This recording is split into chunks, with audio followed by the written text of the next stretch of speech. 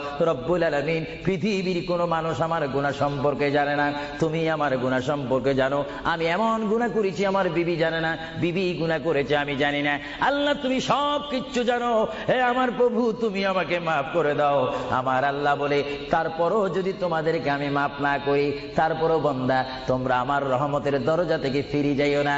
আমি তোমাদেরকে হুকুম দিচ্ছি, ওয়ালাউ আন্নাহুম ইয যালামু আনফুসাহুম জাউকা, বান্দারে যদি গুনাহ করে ফেলো আমার রহমত থেকে মুখ ফিরিয়ে তুমি চলে যাইও না।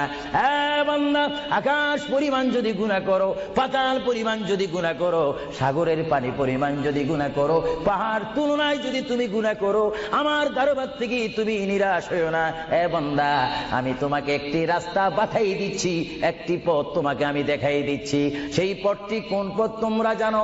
ওয়ালাউ আন্নাহুম ইয যালামু আনফুসাহুম জাউকা, বান্দারে যখন তোমরা বরবাদ হয়ে যাবে তখন তোমাদেরকে একটা পথ আমি তোমাদেরকে দেখাই দিলাম, সেই পথটির নাম হচ্ছে আমার রাসূলের মদিনা। জোরে বলেন সুবহানাল্লাহ।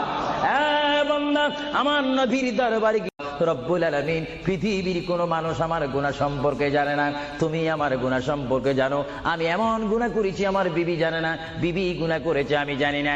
আল্লাহ তুমি সব কিচ্ছু জানো, হে